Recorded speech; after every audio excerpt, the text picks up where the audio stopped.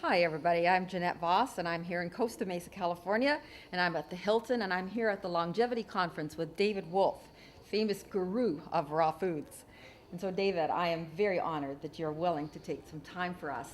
And my little question to you is, David, what do you really eat in What do I really eat? you really eat? Not just, your talk and your books, but yeah, like on a daily life.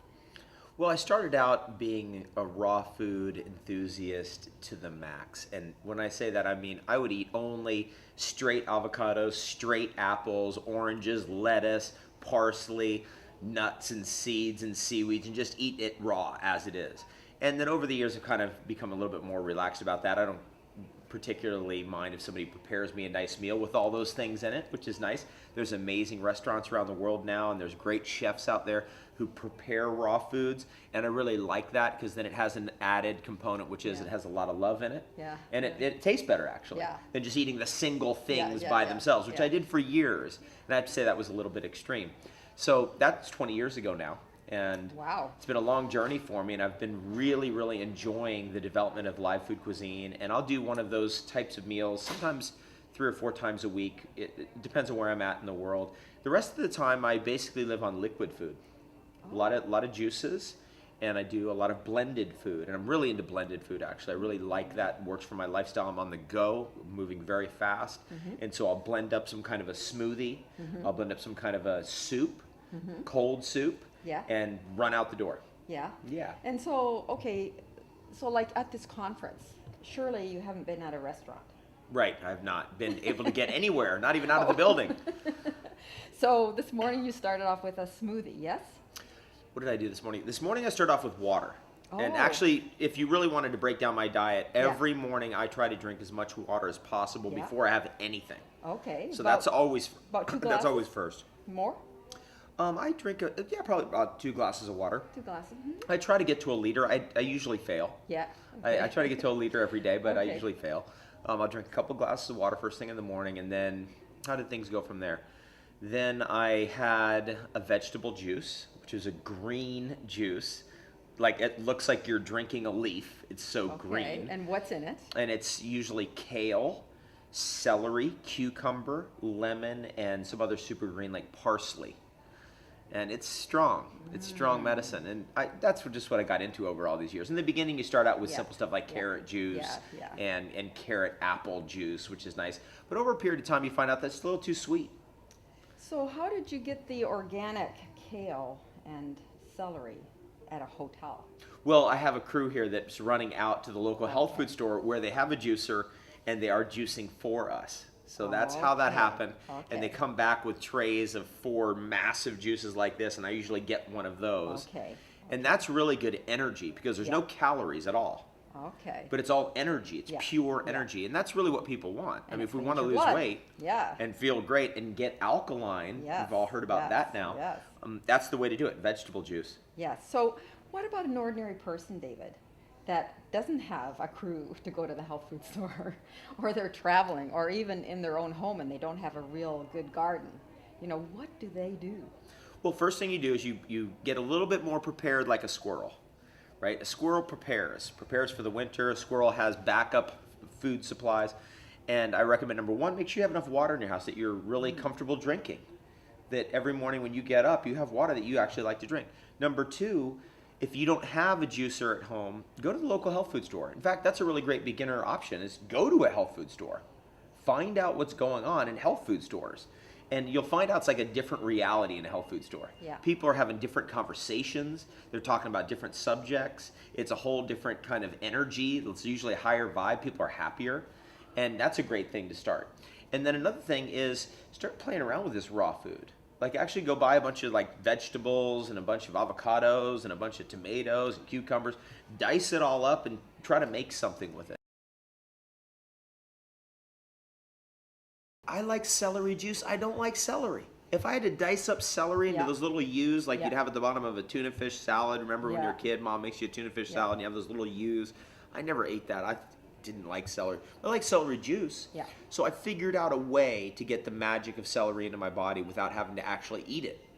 And that's one of the great things about raw food cuisine and juicing and blending is you can take stuff you normally wouldn't eat, you blend it up, and you can eat it. And you can get those 15 fruits and vegetables into your body instead of just the average American 2 fruits and vegetables.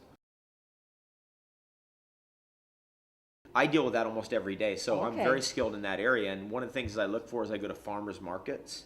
I look at fruit stands that are out on the corner, and I look at what they've got, and I ask them where it's all coming from, and I talk to the people about where their food is coming from and if they're actually the ones growing it. And you'd be surprised. I've always been amazed by how easy it is to actually get this food anywhere in the world, especially Mexico.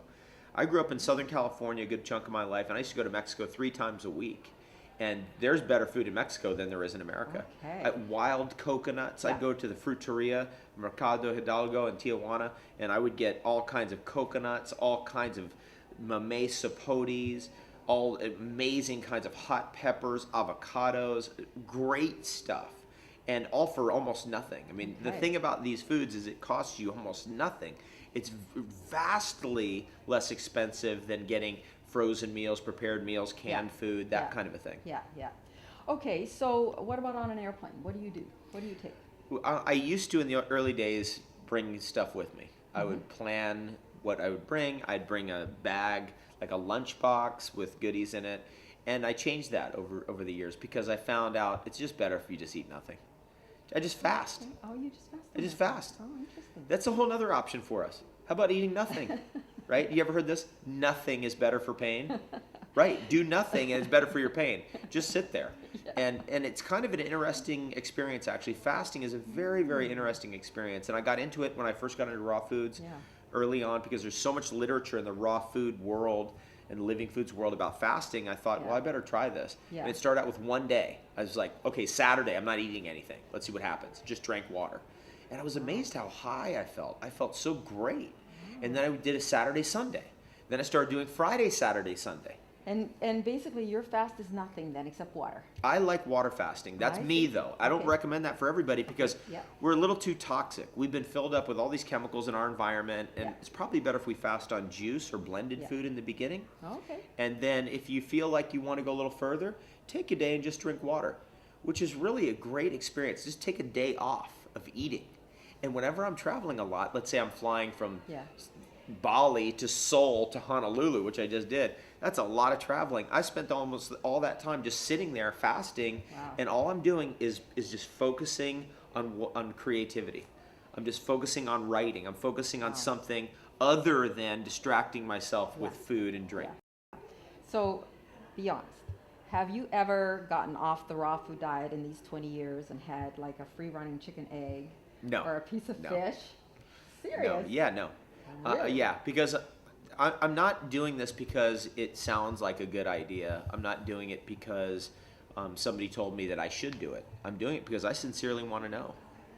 It comes from deep within me. I want to know how diet affects me. And I want to know the magic of this food. And I found out over the years that it's so amazing that why would I want to ruin it? And I don't have any attraction to that other food. Okay. Yeah, that food doesn't have any attraction for me. Is it more of a moral thing, or is it really a deep down? It's deep down. It's deep down. I don't have any attraction to that food whatsoever. Okay. I really only crave and love fruits and vegetables and nuts and seeds and sea vegetables and sprouts. And I also like superfoods like raw chocolate and goji berries and maca and all those great things. Yeah. And I really like herbalism. I'm really into herbs. I love herbs.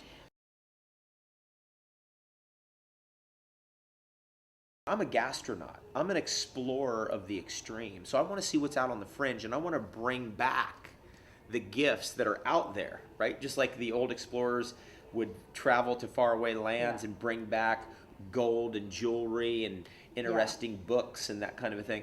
I'm doing that for the people as I'm exploring for real what's really out there at the fringe, and then trying to bring back what is useful for everyday folks who want to improve their health.